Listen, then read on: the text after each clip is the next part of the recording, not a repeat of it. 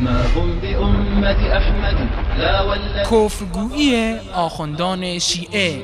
خير خلق الله بدءا وانتهاء ما هم حسن نصرالله میگوید اولین کسی که با علما روز قیامت محاسبه می کند امام جعفر صادق است. أحد مواجعنا الكبار ولا أذكر ولا أريد أن أذكر اسمه. هذا المرجع الكبير كان عنده حالة روحية عالية. أوقات يقعد يفكر يا عمي أنا يوم القيامة شو بيصير فيي، ويبكي بصعوبة الموقف بين يدي الله سبحانه وتعالى.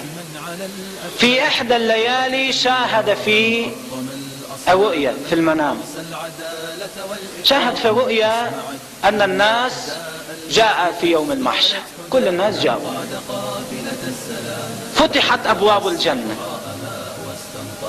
هلا هو كونه من العلماء، مين بده يحاسب العلماء؟ الإمام الصادق سلام الله عليه. هم بأمة أحمد لا والذي فطر السماء. بینندگان گرامی، این آخوند رافضی که دستانش تا آرنج به خون مسلمانان مظلوم فلسطین و لبنان و سوریه آغشته است میگوید در قیامت امام صادق سلام الله علیه با علما محاسبه خواهد کرد، اما الله متعال این رافضی را تکذیب نموده میفرماید فالله يحكم بينهم يوم القيامة فيما كانوا فيه يختلفون.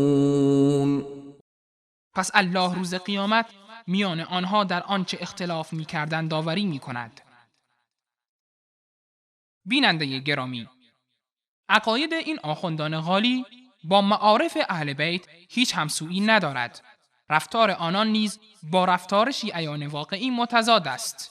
از این رو امام صادق رحمت الله علیه در کنار فعالیت‌های علمی دیگر با غلات و غلوگرایی مبارزه می‌نمود، زیرا هر گونه ارتباط و مراوده با غلات اثرات سوء اعتقادی و اجتماعی در پی داشت. در رجال کشی صفحه 196 از عبدالرحمن ابن کثیر روایت است که روزی امام صادق رحمت الله علیه به اصحاب خود فرمود ما هم بأمة خير خلق الله بدءا وانتهاء ما هم بأمة أحمد لا والذي فطر السماء ما هم بأمة خير خلق. الله لعنت کند مغیره بن سعید را و الله لعنت کند آن زن یهودی را که مغیره با او رفت و آمد داشت و از او سحر و شعبده می آموخت. همانا مغیره بر پدر من حضرت باقر دروغ می بست. پس الله ایمان او را از وی سلب کرد. گروهی هم بر من دروغ بستند. اینان چرا چنین می کنند؟ الله حرارت آهن را به ایشان بچسباند. به الله سوگند ما جز بندگانی نیستیم برای آن پروردگاری که ما را آفرید و برگزید. ما قادر به هیچ نفع و ضرری نیستیم. اگر ما را رحمت کند به رحمت اوست و اگر ما را عذاب کند به جهت گناهان خود ماست. به الله سوگند ما را بر الله هیچ حجتی نیست و برای ما از جانب الله هیچ براءت و آزادی نیست. ما نیز چون دیگران میمیریم و در قبر افکنده میشویم و محشور میشویم و برانگیخته میشویم و در نزد پروردگار بازداشته میشویم و از اعمالی که انجام داده این پرسش میشویم. وای بر ایشان، الله آنان را لعنت کند هر آینه الله را اذیت کردند و رسول الله را در قبرش آزردند و امیرالمؤمنین و فاطمه و حسن و حسین و محمد ابن علی را نیز. اینک من در میان شما هستم و از گوشت و پوست رسول الله هستم. در فراش خود ترسان و بیمناک و هراسان میخوابم. آنان ایمنند در حالی که من میترسم و آنان بر فراش خود آسوده میخوابند در حالی که من بیمناک و بیدار و هراسانی در میان کوهها و بیابانها مضطرب و سرگردان به سوی الله بیزاری میجویم از آنچه آن مرد اژدی اسدی یعنی ابوالخطاب درباره من میگوید. الله لعنت کند او را. به الله سوگند اگر ایشان به وسیله ما مبتلا و آزمایش میشدند و ما آنها را امر میکردیم بدین گونه اعتقادات بر ایشان واجب بود که آن را از ما نپذیرند. پس چگونه است که اینان مرا در حال میبینند که ترسان و هراسانم؟ من از الله یاری و کمک می طلبم در مبارزه بر آنان. به سوی الله بیزاری می جویم از ایشان.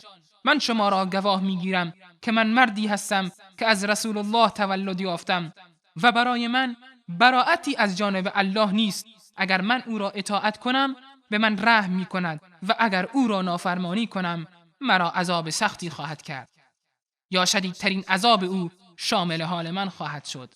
ما هم بأمة سيدي حاشا فليسوا الأكفياء ما هم بأمة من على الأفلاك قد ركز اللواء من حطم الأصنام من أرسل می‌بینید که در این عبارات چگونه امام بزرگوار تمامی این هرزگویی‌ها را تکذیب می‌کند که غالیان زمان ما نیز درباره ایشان و شفاعت و توسل و سایر موهومات را دارند.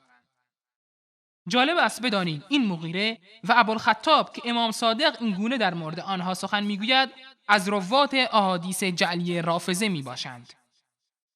اگر قرار بود محاسبه علما به بندگان الله واگذار شود به رسول الله صلی الله علیه و آله و سلم واگذار میشد که سید العلماء هست نه کس دیگر. کدام یک به انسان آرامش میبخشد؟ این که حساب انسان با الله عزوجل که ارحم الراحمین است باشد یا بشری ناقص.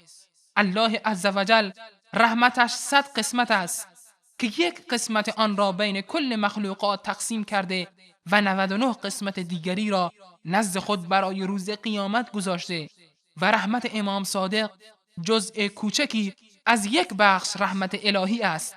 حال شایسته است چه کسی حسابرس انسان باشد؟